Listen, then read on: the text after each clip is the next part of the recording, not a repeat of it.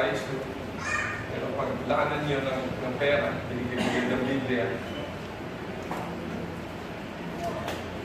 Hebrews chapter 1, beginning with verse 1. In the past, God spoke to our forefathers through the prophets many times and in various ways.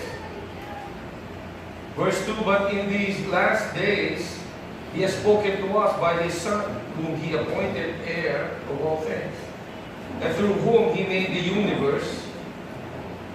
The Son is the radiance of God's glory and the exact representation of His being, sustaining all things by His powerful word. After He had provided purification for sins, He sat down at the right hand of the Majesty in heaven. Verse 4, so He became as much superior to the angels as the name He has inherited is superior to theirs. For to which of the angels did God ever say, you are my son, today I have become your father?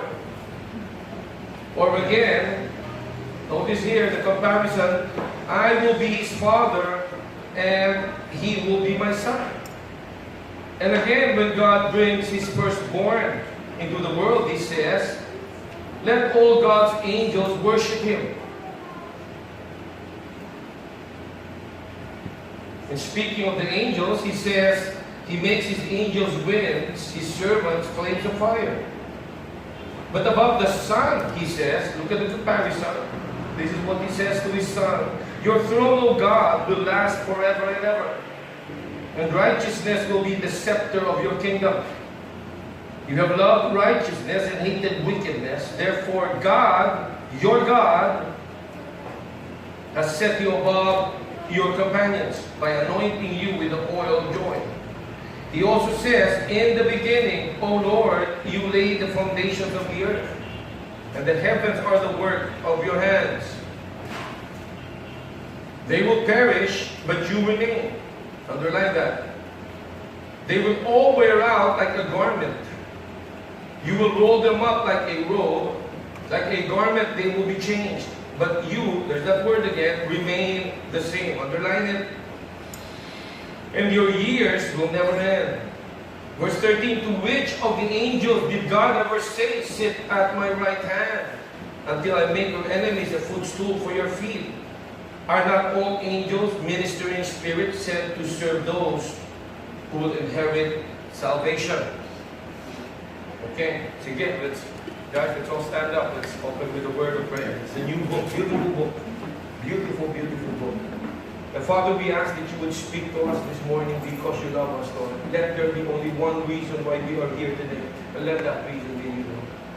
And God, we want to see you just as big as you truly are. And we want to worship you, Lord. Please make that possible today. Thank you that you heard that prayer. And again, as always, we pray all these things in your name, Lord. If you guys will say, amen. Okay. The two of you here have read the letter to the Hebrews.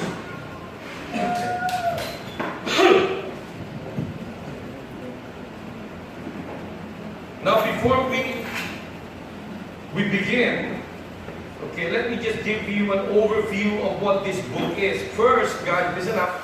Very beautiful book. Very beautiful book. Una, bago natin ito pag-aralan, let us first consider the background of this letter to the Hebrews. The theme, and listen to this, the theme of this book to the Hebrews is the superiority, the supremacy, the preeminence of Jesus Christ. Okay? Did you get that? That is the theme of this whole 13 chapters of this book. The superiority, the supremacy, the preeminence of our Lord Jesus Christ. That Jesus is superior over angels. That Jesus is superior over Moses and over all the prophets that ever lived. That is the theme of this book of Hebrews. Now, mahalaga maintindihan ninyo ito. Why? Because if you consider this letter was written to Hebrew Christians. So this is, you would say, oh wow, so this letter was written to Hebrew Christians and the writer is saying this? Wow. Because you need to understand that the Hebrews, they always revered very highly the prophets and the angels. Sobrang taas ang tingin nila dito sa mga ito, sa mga anghel at mga propeta. So to go to the extent and tell them, the angels that you revere, Jesus who died far exceeds any prophet or any angel that ever lived. That Jesus is superior, that He is supreme, that He is preeminent. You see. So in essence, the writer is saying, as important and as significant as the angels and prophets are, Jesus by far is much, much more significant than all of them. So you have to answer, you have to ask, why? Why do you say that? Well, let me tell you that in this book we will see that Jesus is the Son of God. That Jesus brought in a better hope. That Jesus mediated for a better covenant established on better promises. In fact, in this book alone, the word better was repeated 13 times. Just to show you, my friend, just to emphasize the superiority, the preeminence, the supremacy of our Lord Jesus Christ. Very important that you sink that in your mind. Kasi yung buong 13 chapters, doon lang tayo magpapaikot-ikot. Jesus will be compared here and tell you that notice the comparison. And then Jesus will be compared there and will be told to you, notice the comparison, notice the comparison, notice the comparison. Paulit-ulit lang, paulit-ulit. So, mahalaga tandaan ninyo yun. Okay? That Jesus is supreme, my friend. That Jesus is superior. That He is preeminent over everyone and everything that has ever been created nor be created in the future. Okay? Now, the writer of this epistle, do you know who the writer of this epistle is? No, because it was unknown. Unlike all the other epistles, sasabihin agad Paul, an apostle to the Corinthians. So alam mo, si Paul ang nagsulat doon. James. So, si James ang nagsulat. But here, we don't know kung sino nagsulat nito. You can make an intelligent guess kung sino. Some people say it would be Barnabas. Pwede. I possibly think, and you don't hold me on this, but it's just, I guess, that it's the Apostle Paul. Okay? The reason is very theological at the libro na to. So as we go through this book, you can be like you're sitting on a Bible class. Okay? Very theological ang libro na ito. So if you've never attended a Bible school or a Bible class, para ka na rin ito na sa loob ng isang Bible school. Notice here that the writer is unknown. But if you consider the period kung kailan isinulat ito, then you would understand kung bakit yung writer hindi niya pinalam kung sino siya. You see, this book was written during the height of the persecution of the Christians. And Nero was the emperor at that time. Nero was the most cruel, the most savage, the most brutal emperor that ever lived. He hated Christians to the bone. So you can imagine why the writer hid his identity. Okay? Nero was the nephew of Emperor Claudius. Later on, Emperor Claudius adopted him. And in AD 54, Nero succeeded his uncle and he became the emperor. 5 years later, he became so obsessed with power, he became psychotic. Kaya ako, sinasabi ko sa inyo, huwag kang mayabang kasi nakakaloko yan, nakakabaliw yung yabang na yan. Huwag kang mayabang. Pag mayabang ka, kung ano-ano ng mga ginagawa mo, pinagtatawanan ka ng katao, hindi mo napapansin. Nakakagago yan, nakakabobo yan. Ito, nangyari dito kay Nero. He became so obsessed, he became psychotic. Pinaginalaan niya na yung kanyang kapatid na lalaki at ang kanyang nanay were against him, so pinapatay niya ang kanyang nanay at ang kanyang kapatid na lalaki. Okay? Para lang ipakita niya sa kabit niya that he was in control. Later on, iniwalayan niya ang kanyang asawa, pinakasalan niya yung kanyang kabit na si Popea. And later on, nagalit siya sa kabit niyang si Popea dahil pakiramdam niya, yung magiging anak mo na anak ko, aagawin ng trono sa akin. Gano'n ka ba yun yan? Anak mo yan, kulokoy ka. Pero sa sobrang obsessed niya, na bobo na to, na baliw na, sabi niya doon sa kapit niya, yung anak mo, pagdating ng araw, kukunin niya trono ko, pinagsisipan niya yung asawa niyang buntis hanggang mamatay. Later on, nung patay na yung kanyang kabit, gusto niya pakasalan yung kapatid niyang babae. Nung ayaw yung kapatid niyang babae magpakasal, pati yung pinapatay niya. He was so obsessed with power, he became crazy. He became crazy. Later, shortly after he killed everyone sa palace niya, ang ginawa niya, he ordered his men to burn down Rome. And then he blamed it on the Christians. And so everybody hated the Christians because of what he did. He hated the Christians so much, he took away everything the Christians ever had. Kung mayaman ka, he would take from you. Kung pobre ka, he would still take from you. And because of this, the Christians were homeless. They were helpless. And the Christians had nowhere place to live. They lived in caves. They lived underground. Battered and beaten down by oppression. Their families destroyed. Murdered before them. Many were executed. Lands confiscated. Wala na natira sa mga Kristiyano. Inubos lahat ang kanilang mga gamit. Umabot sila sa punto that the Christians started to ask themselves, is Jesus still worthy to follow? Many of the Christians, they would say, wala na natira sa pamilya ko. Wala na natira sa gamit ko. Pinatay na asawa ko, pinatay na magulang ko, pinatay na anak ko. Ako na lang ang natitira. Wala akong makain, wala akong matirahan. Later, mamamatay na rin ako dahil wala akong pagkain. And so they would start to question, is Jesus still worthy to serve? I've lost everything. There's nothing more to lose. And that is the reason this letter was written to them, to tell them, yes, Jesus is worth dying for. Yes, Jesus is worth serving. He is preeminent. He is superior. He is supreme, my friends. This is the reason that this letter to the Hebrews was written. To tell them that the one you are suffering for is worthy to suffer for. The one you were serving is worthy to serve. Because Jesus is superior. Jesus is preeminent. Jesus is superior. Okay? That is the big picture here, guys. So don't lose that. Okay? Don't lose that. Sige, let's look at this chapter closer. Let's read it again. Verse 1. In the past. Read it with me, guys, and try to understand it.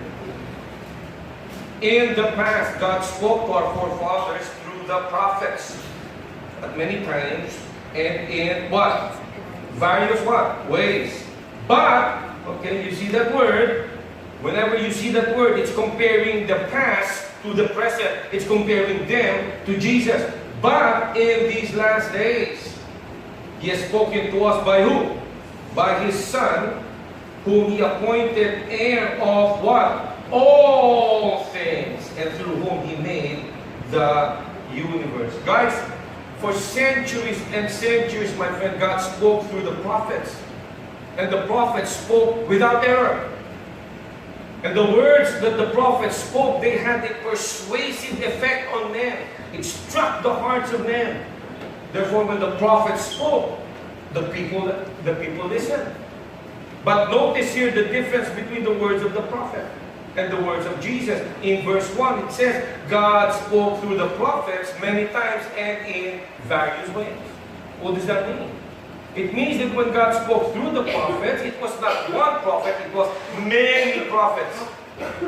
Then it says in various ways. What does that mean? It means that the message that God gave through the prophets was not always the same. The message always changed. In fact, my friend, whenever the prophet spoke, he himself knew that his message was to be continued. Whenever a prophet spoke, he himself knew it was not complete. It was not final. For example, the message God gave through Abe was different from the message God gave through Moses, different from the message God gave through David, and so on, and so on, and so forth. Now, of course, the messages never contradicted one another, but it was always to be continued. Always to be continued. In other words, when God spoke through the prophets, it was not final. It was always to be continued. It was not complete. But notice now the difference between the words of the prophet and the words of Jesus. Verse 2, it says, in these last days, God spoke through His Son. Notice it says, in these last days. What does that mean? It means that God's message through Jesus had an end. It was complete, my friend. The message God spoke through Jesus no longer was the message to be continued. It was now final. Meaning, even if God today spoke straight from heaven, He would not tell you anything different from what Jesus said. Did you hear what I said? Even if God today tore heaven open, spoke to you, it would still be the same message as Jesus spoke. You know why? Because Jesus was the final revelation of God. Jesus was complete. It was final, my friend. It was final. Wala na bagong revelation ngayon. You need to understand. Kaya marami ngayon mga pastor, sinasabi na may bagong revelation, pakinggan nyo, ano bagong revelation? Ano sabi sa book of Revelation? After natapos, final to, sabi huwag mo dadagdagan. Diba? Pag dinagdagan mo to, maluloko ka, patay ka, babawian ka ng Diyos. At huwag mo rin babawasan. Huwag mo dagdag bawas.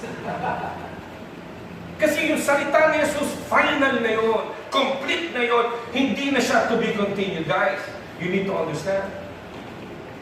Now, you need to ask this question. Okay, Kuya, okay, you got our attention. The words of Jesus are different from the words of the prophets. And you said the word of Jesus is final. But you said that the Hebrews were suffering. So how does this apply to the Hebrews in those days that were dying? I'll tell you how it applies. I'll tell you how it applies, my friend. In effect, the writer in this epistle is saying, if the words of the prophets encourage you to continue, the words of Jesus should all the more encourage you to continue and not give up, because the words of Jesus is final. It is complete. It is no longer to be continued, my friend. No more new revelation from heaven. Jesus is the final revelation of God. You know, in those days, because of the severe sufferings, the Hebrew Christians were tempted to return to Judaism para lang matigil yung persecution. You know, the persecutions, it was just too much. Today, ang persecution natin is pare traffic. Pare, naliligo ko na wala tubig. Oo, nawawala yung gamit ko, yung cellphone ko, nabusan ng baterya, wala na akong load. Wow, pinag-suffering mo, grabe. In the early days, buhay mo, pinag-uusapan. Before your very eyes, kukunin ang pamilya mo. Before your very eyes, they will kill your family with impunity. And then they will turn to you and say, so will you not now turn your back on Jesus? And they had a choice. But they're always time and time and time again, they will choose the Lord over life. Over life. So the Christians then, who were tempted to go back to their former religion just to escape persecution, the writer is saying to them, why should you go back to your former way of life when what you have now far exceeds what you ever had? The writer in essence is saying, saan ka babalik? So you're tempted to backslide, so where will you go? Are you following this? So, sige. So, gusto mo bumalik sa dating mong buhay para maipsan yung hirap. Anong dating buhay? Anong meron ka dati? You know, there was this, he was a pastor in Hawaii, and I almost traveled to Hawaii. They offered me a pastoring job for the Philippines. There was this guy that I met, and then, you know, I did his wedding. He came here, I did his wedding. He was an elder. He went back to Hawaii, and he became an assistant pastor, and he was having all these troubles, I thought, parang that's the first world country. Kami nga, that's the third world country. And you're talking to me about trial. But one day he told me, Pastor Juni, ikaw ba hindi mo ba naisip kuminsan? Sumuko na lang. Hindi ba man lang sumasagi sa utak mo kuminsan na ayaw mo na? Ayaw mo na? Sabi ko, alam mo, hindi kuminsan, araw-araw. Tumatama sa utak ko yun. Araw-araw. Pagkaso lang, Brad, and in English, I was telling him, kasi Amerikano to, ang kaso lang, Brad, every time natitempa ko bumalik, pag dililingon ko, hindi ko na nakikita kung saan ako babalik eh. I don't know my way back anymore. All I see is my way, Jesus. And when I look back, I don't know the way back anymore. Where will I go, bro? Paano babalikan ko? If I compare what I had before to what I had today, it's stupid to even think and consider to go back. Where will I go back? I don't know my way anymore. And that's what the writer is telling them in essence. Why go back to your former religion just to escape persecution? When what you have with Jesus far exceeds what you ever had before. You see? And then he tells us why in verse 3. The Son is the radiance of God's glory. Oh, the radiance of God's glory. This is the reason why what you have in Jesus far surpasses what you ever had before. The writer said Jesus is the radiance of God. What does that mean? It means that He is the brightness that in Tagalog, siya daw yung kaliwanagan ng Diyos. In other words, the writer is saying, Jesus demonstrated to us what kind of God we have. In other words, dahil kay Kristo naging maliwanag, anong klaseng Diyos meron tayo? Dahil kay Kristo, nakita natin na ang Diyos natin ay loving, caring, merciful, gentle, patient. You know what? What this verse is saying? Plain and simple. It's saying, apart from Jesus, you would know very, very little about the God you serve. If Jesus did not come, we would never understand what God we have. You remember, God gave Jesus so that you would see Him. God gave His Word so that you would know Him. At sabi dito, siya daw ang kaliwanagan, and this is so true. Because apart from Jesus, my friend, we would understand very, very little about the God we serve. Continuing, still in verse 3. At sabi dito, and the exact representation of His being. Still in verse 3. See, Jesus now the exact representation of God the Father. In other words, Jesus is the exact copy. Are you listening? Jesus is the exact copy of God the Father. You remember in John chapter 14, verse 8 and 9. You can just write it down and I'll tell you what it says. John chapter 14, verse 8 and 9. You remember Philip approached Jesus and said, Lord, show us the Father. You remember? Okay. And what did Jesus say? Philip, how long have I been with you, and yet you want to show me the Father? Truly I say to you, Philip, if you have seen me, you have seen the Father. And it's the same here. It says He is the exact representation of God. My friend, Jesus is not just a reflection of God. Jesus is the absolute, authentic representation of God. You know why? Because He is God. He is God. And because He is God, notice it says in the third part of verse 3, He is able to sustain all things. You know yung third part of verse 3? Sustaining all things. All, does that include you? Of course it does. Sustaining all things by His powerful word. God sustains all things. Do you know that the only reason the atom is not splitting is because God is sustaining it? Do you know what will happen if that atom splits? This whole earth, my friend, will be annihilated. You split an atom, you create an atom bomb. So what holds the atom from splitting? It says here, He sustains all things. He sustains the gravity, my friend. He sustains the planets. He sustains you. Why are you here today? You're alive. You have a roof over your head. The reason you're here today is because God sustains you. He sustains you, my friend. Then it continues still in verse 3. Tira mo ang sabi, after He had provided purification for sins, He sat down at the right hand of the Majesty in heaven. He sat down. Guys, listen to this. Jesus sat down not because He is tired. He sat down because what He did was finished. Are you following that?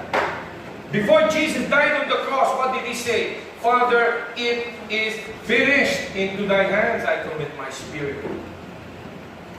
It is finished. What is finished? Your salvation is finished. He paid for what you can never pay for. He did for you what you could never do in and of yourself. He did for you. He did everything needed for you to go to heaven. Your part, my friend, is to acknowledge you need Him. Your part is to acknowledge, Lord, I have sinned. Forgive me, my God. That's your part. But everything needed for you to enter heaven, He did. Kaya sabi niya, it is finished. And here it is pictured that He is sitting down, not because He is tired, but because He is finished. He is finished, my friend. His sacrifice is superior. His sacrifice is superior. His work is superior. His power is superior. Do you know that when Jesus died some 2,000 years ago, listen to this, when He died, the sacrifice was so superior, it was able to pay for the sins of the people before Him, the people during Him, and the people after Him. Did you see what I'm saying? That's how superior Jesus is. His sacrifice, His character, His power is superior. Sobrang complete ang Kanyang ginawa sa Kalbaryo, na when He died, He paid for the sins of the people before Him, the people during Him, and the people after Him. Who are the people after Him? You! You and me, we are the people after Him. That's how mighty His work was. Kaya anong sabi? Once and for all. What does that mean? He died once and for all. Once lang. Did not have to be repeated. And it was for all. For everyone. For God so loved what? The world. It was for all. It was for all. It was complete. He is superior, preeminent, supreme. His work is supreme. His character is supreme. His power is supreme. His ministry is supreme. The covenant He brought was supreme. The promises He brought was supreme. Everything about Jesus is superior, my friend. And notice it says in verse 4, so He became as much superior, there's that word, to the angels as the name He inherited is superior to theirs. And then the argument is this, verse 5, for to which of the angels did God ever say, you are my son, today I have become your father? The answer is none. And again, another question, or again, I will be his father and he will be my son. And again, verse 6, when God brings His firstborn into the world, God says, let all the angels of God worship Him. Verse 7, notice here, the comparison. In speaking of the angels, He says, He makes His angels winds, His servants, flames of fire. Yun lang sinabi niya tungkol sa mga angels. And again, you need to understand, the recipients are Hebrews, Hebrews, anak, mula sa pagkabata nila, mula sa lolo ng pinakalolo ng lolo nila, they revered angels very much. They revered and honored prophets very much. And here is this man who was born of peasantry. He was born in an obscure village. He was born in a sabsaban. A very humble man. And the writer is saying, that man far exceeds anyone who has ever been born. So can you just imagine here, yung shock na narinig nila? You see, Jesus, ang sabi naman dito, is superior to the angels. Yun naman sabi sa verse 7, balikan mo, ang sabi concerning the angels, anong description sa verse 7? God calls His angels what? Winds and flames of fire. Now, why winds? Probably because of the swift movements of the angels. And then, God calls His angels flames of fire. It could be because when fire spreads, man cannot control it. So also the strength of angels, man cannot control. Ganun pa man, no matter how swift and how powerful the angels are, no angel is as powerful as the Son of God. You see? Jesus created angels. Angels did not create Jesus. Angels worship Jesus. Jesus does not worship angels. Jesus is the Son of God. Kasi you need to understand, my friend, na si Jesus ang anak ng may-ari ng bahay. Now, yung may-ari ng bahay, meron siya makatulong na mga kapit-apitagan. But the argument here is kahit gaano kapit-apitagan, kahit gaano kahusay, manggagawa ka ng bahay, ito anak ng may-ari ng bahay. Ano, malayo ito. Ito ang argument dito that to you, this may sound, I understand, I get it. But you need to understand, you are not a Hebrew, you are a Filipino. The original recipient of this were Hebrews. Hebrews na from time immemorial talaga yung utak nila na kondisyon, yung preeminence ng mga propeta, yung superiority ng mga propeta. Kaya nga namatay si Moises, tinago ka naman. Kung hindi tinago, di ba kasi sinamba nila? And here, an author who would not even give his name is telling them, as superior as they are, Jesus is supreme. Jesus is preeminent. You see? Jesus is still. Okay. Now, before we continue, at first glance, as you read the words here, one might say,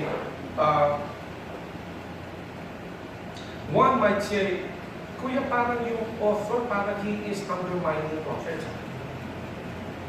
But then, Kuya, ba't gano'n? Parang yung author, parang masyado naman niya dinidimin yung mga angels at yung mga prophet. But my answer to that is plain and simple. Alam mo anak, Jesus is so supreme, superior, preeminent, na kahit sino pang itabi mo sa kanya, nagiging duwende. Kahit sino pang itabi mo sa kanya, kahit gano'n pa ka-prominente ang kulokoy na yan, pag itinabi mo na kay Jesus, nagiging insignificant na siya eh. So, whenever you put someone beside Jesus, and that someone becomes insignificant, it's not because we are bashing. We are not bashing. We are simply saying, Jesus is supreme. You see, Jesus is preeminent. That Jesus is high above. My friend, I mean, you cannot even begin to understand. Somebody once said, oh, you cannot understand pala. Eh, why do you follow?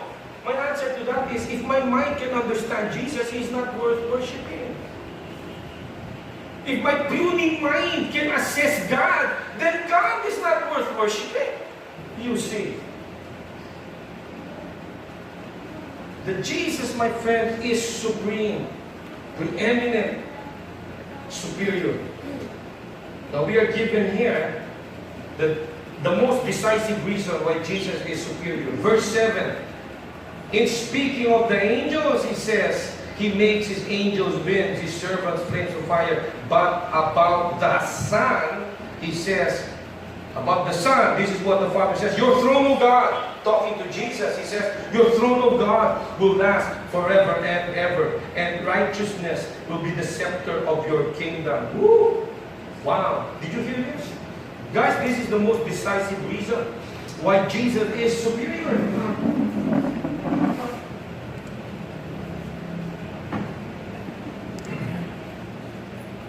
Ito na yung pinaka-number one reason why Jesus is supreme, preeminent. Because Jesus is God. Period. Exclamation point. I mean, you cannot go any further than this, my friend. Notice it says here, your throne, O God, will last forever. Question, sino nagsabi dito your throne, O God? Eh di yung Diyos Ama.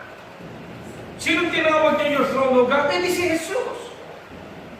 So, I mean, common sense dictates here, my friend. Kung Diyos Ama mismo, tinawag niya si Jesus na Diyos, sino tayo para sabihin na hindi siya Diyos? Sino tayo? Sabi nila, Jesus never called Himself God. Oh yes, He did, my friend. Yes, He did. And you don't have to turn there, but John chapter 10, verse 31, 32, and 33. Tandaan na lang. John 10, 31, 32, and 33. And here's the eksena. They were trying to kill Jesus, and Jesus said, ang dami kong ginawang mabuti at milagro. Alin dyan ang dahilan kung bakit mo ako pinapatay? Ano sabi ng mga tao? Aba, hindi dahil sa mga ginawa mo kaya ka namin pinapatay. Pinapatay ka namin because you, a mere man, claim to be God.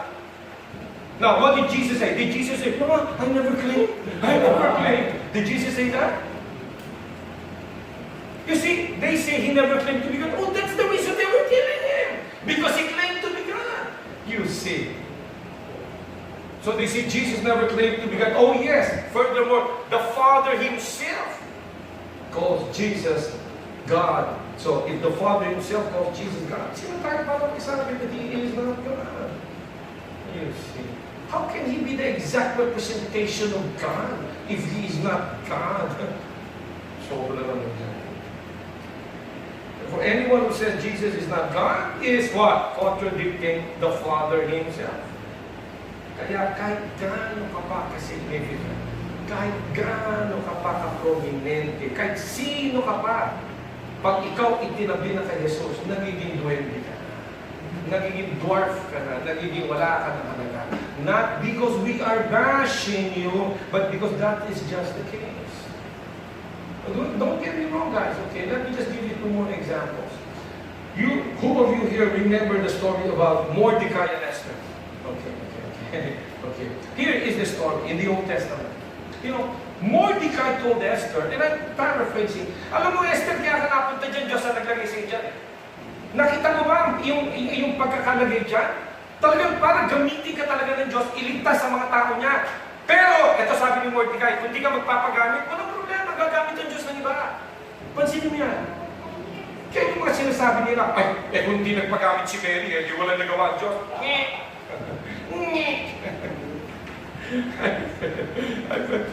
God is sovereign, my friend. Okay, God is sovereign. Don't ever say that God's hands are tied because of what man would say or not do. Okay?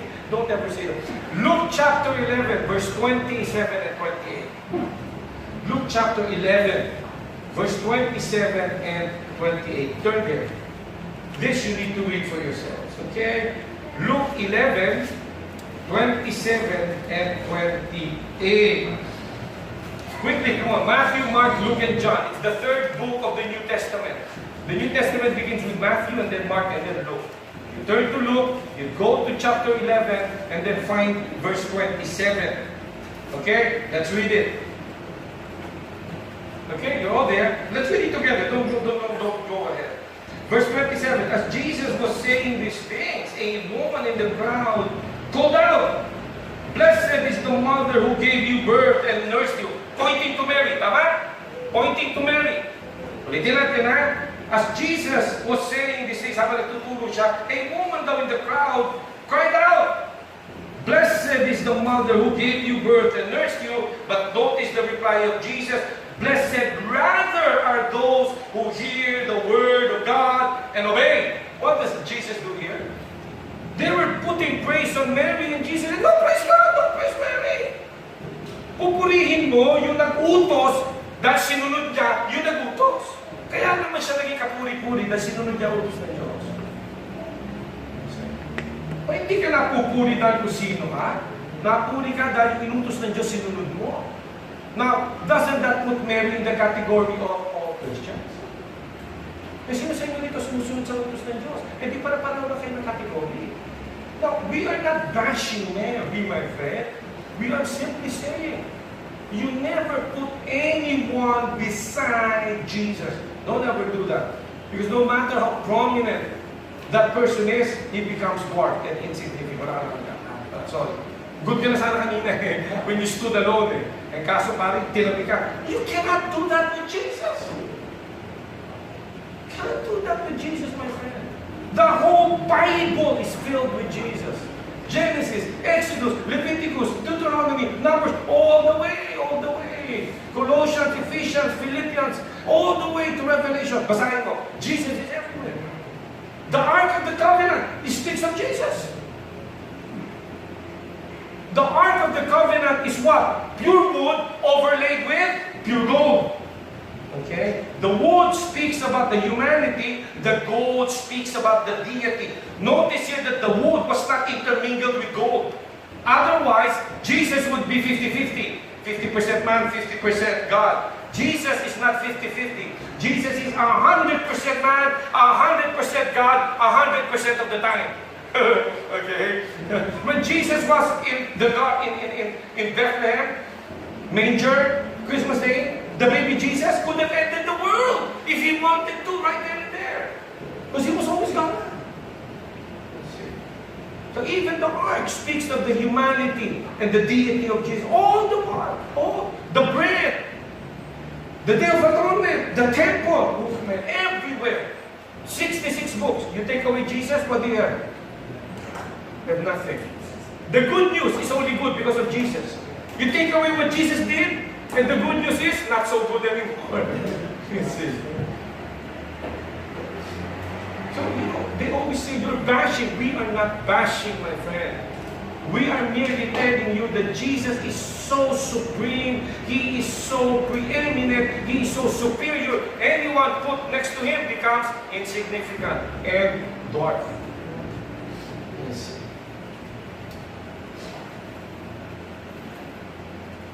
Okay.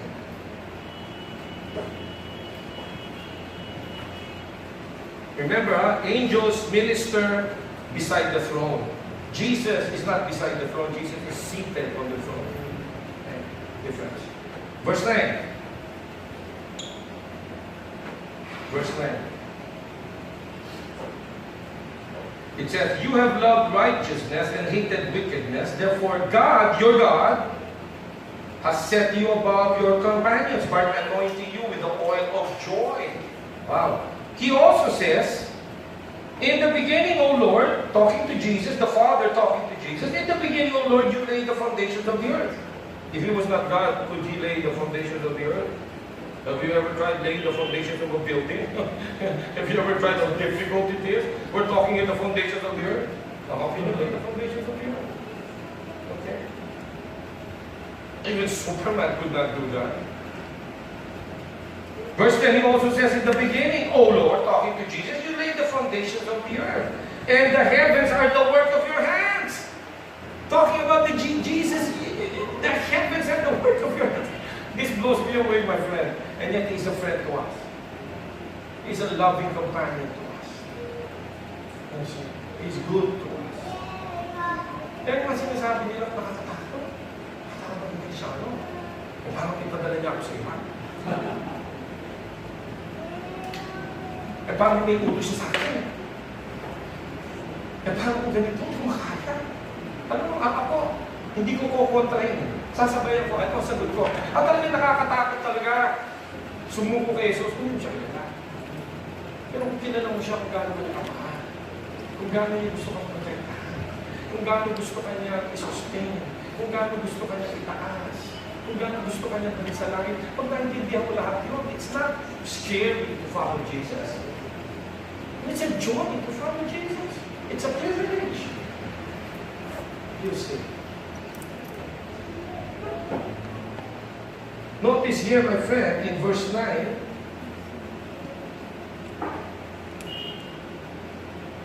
verse 10 says, He also says, in the beginning, O Lord, you laid the foundations of the earth. Let's continue. And the heavens are the work of your hands. Continue, verse 11, they will perish, meaning the heavens and the earth will perish, but you, what? Remain. They will all wear out like a garment. You will roll them up like a robe. Like a garment, they will be changed. But you, and there's that word again, remain the same. And your years will never end. In these verses, the author is pointing out that Jesus is the Creator. Ano sabi niya? In the beginning, you laid the foundations of the earth. The heavens are the work of your hand. The author here is pointing out that Jesus is the Creator. And in verse 10 and 11, talking about Jesus, sabi nung author that Jesus is the one who laid the foundations of the earth, and the heavens now are the work of the Lord's hands. But notice it says here, one day, Jesus will do away with all creation. Verse 12, don't look at me, look at your Bible. Verse 12, at sabi, He will roll it up like a robe, and He will change it. Tulad na sinabi ni Peter sa 2 Peter chapter 3, the heavens will disappear, the elements will be destroyed, and the earth will be laid bare. The same thing. So ito mangyayari sa langit at sa lupa. Ganun pa man, although everything will change, ano sabi dito? Jesus will remain the same. Even when everything will be changed, laid bare, the elements destroyed, Jesus, on the other hand, will never change. In other words, Jesus is eternal. Tama ba? Jesus is eternal. He is eternal, my friend. Ito kayo binabasa niyo Biblia, basta narinig niyo lang. Ano sabi? God sent His one and only Son for us. Consider that word sent. If He was sent, then He existed before He arrived. So nakakita gano'n. So, nung si Jesus pala pinanganak, bago pa siya pinanganak, He already existed. Ikaw, did you exist before you were born? Of course not. Sino ka? When you were born, that was the first time you existed. Nobody ever existed before he was born, except Jesus. You know, if I sent you to Cubao, when did you exist? When you reached Cubao? No, before you arrived to Cubao. Dito pala pala you existed. Kaya you were sent eh. Hindi naman pwede pagdating mo sa Cubao, sabi, ay, ano ngayon lang ito nag-exist? Okay, nag-exist siya bago dumating yan. Kaya nga napadala yan eh. The same thing with Jesus. He existed, in other words, He existed even before He was born. What does that tell you? It tells you He's eternal. If He's eternal, then He's God. How can you be eternal and not be God? It says you never change. So you never change. Ikaw nga lang eh. Di ba napapansin, your head is, gone, top gun ka na eh. The top is gone. You change. Everyone changes. Everything changes. Jesus never changes. The Bible says God is the same yesterday, today, and tomorrow. That is a description of God. If it says that Jesus never changes, then He is God. That's hard to accept. My friend, you don't have to understand naman it to believe it. You don't have to understand everything. You were not called to understand everything. You were called to trust and obey. For there is no other way. Yung upuan mo, kanina ka pa nagtitiwala dyan, nakaupo ka, nakasandal ka pa eh. Alam mo ba kung paano ginawa yan? Naintindihan mo ba kung paano ginawa yan? Pero nagtitiwala ka na kaya kang buhatin. Paano yung air condition? Alam mo ba kung paano gumagana yan? O si Kuya Rico, alam niya. Pero doesn't stop us from using it, kasi do you come in the morning and say, ayoko gamitin yung air ko kasi di ko naintindihan yan? In fact, you don't have to understand everything to trust it. And if that is the case with things you see, oh, the morning God, I don't have to understand God. If you refuse to me, then thank you, Lord. Praise you, Lord. But hey, I trust the Lord. It says here, Jesus is eternal. Do you believe that? I believe it. I believe it. I believe it. Jesus is eternal. Kaya nga He said. Would you turn with me to Isaiah chapter 9, verse 6. Ito pang isang mahilig nilang idibate yung mga Muslim, atheist. Isaiah chapter 9, verse 6. Sabi nila, sabi mo, He existed when He was born. Jesus did not exist before that. He was born. O tinong sabi, for to us a child is born with it. That's true, the child was born, but the son was given to Loco. You have to continue reading. O sige, basahin mo ano sabi dito. To us a child is born. To us what? A son is given. Yes, the child was born, but the son was given. He existed before He was born. You see. How can I give you a gift if it did not exist before you received it?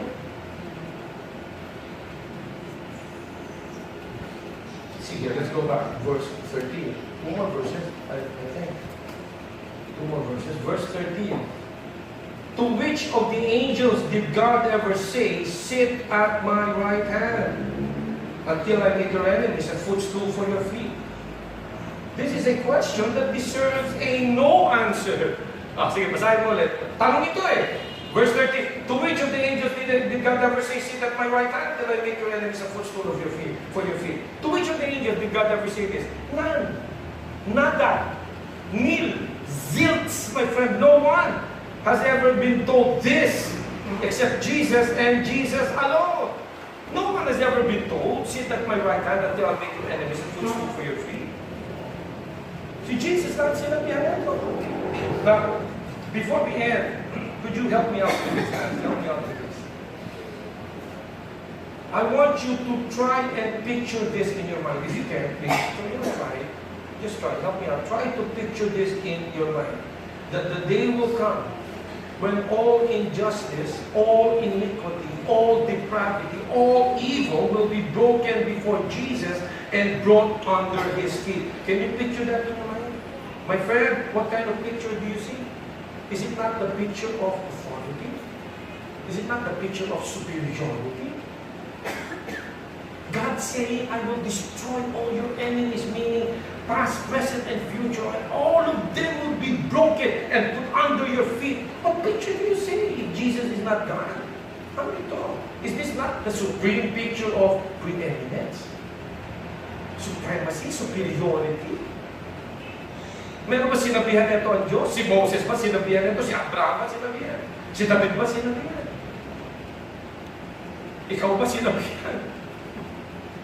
Except Jesus and Jesus alone. So, before we go to the last verse, question, is Jesus worth serving? Is he? Then why are you not serving? Why don't you start serving? Start serving. And you know what? You don't have to be in the ministry, in the church to serve. Meron akong narinig dati sabi, oh, he is following his highest calling. He is in the ministry. In the ministry is not the highest calling. The highest calling is where you are. That's your high calling because that calling was given from on high. Wherever you are, that's your high calling. Are you a mother? That's your high calling. Serve Jesus when you are there. Saan ka ngayon? Are you just at home? Are you working in an office? Are you a student?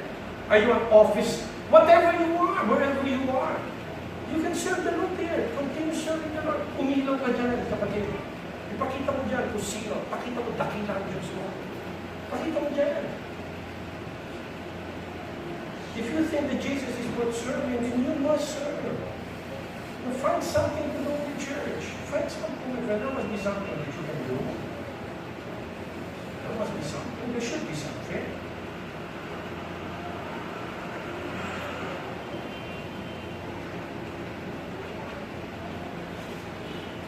And finally, the last verse, verse 14. Are not all angels ministering spirits sent to serve those who will inherit salvation? In other words, the writer is saying, I am not discrediting angels. Instead, the writer just wants his readers to have a proper understanding of the relationship between angels and Jesus. The writer is saying, I'm not belittling angels. Okay, they have their work cut out for them, and they're doing their work. I am not undermining them. All I'm doing, the writer is stating, I am trying to show you and give you a proper understanding the difference between angels and Jesus. Angels minister in the throne. Jesus is seated on the throne. Big difference. Angels are subordinates. Jesus is exalted. Angels are servants. Jesus is the King. The Bible says he's the King of Kings, the Lord of Lords. Yes. Kaya na anyone that is put beside Jesus becomes insignificant. Not because we are bashing them, but simply because Jesus is just far superior. Worthy to serve, worthy to suffer for, worthy to follow. And that's the message in chapter 1. But the whole book, 13 chapters of Hebrews, has only one thing, the superiority of Jesus. Period. If you come back next week, praise the Lord. Okay, we will see more about the superiority of Jesus in chapter 2. See, let's all close with the word of prayer. Father, we thank you so much for this day. We thank you, Lord, that you were good to us, that you would take time to reveal to us the superiority of your Son, Jesus Christ. And Lord Jesus, we thank you that you died for us, Lord. Enable us now, strengthen us, God, to follow you. We love you, Lord. But all because you loved us first. It is you, Lord. It is not us. We chose you, but it is all because you chose us first. We are merely responders, Lord. We deserve nothing. You deserve everything. We thank you, Lord. And again, as always, we pray all these things in Jesus' name. If you please say, amen. God bless you guys.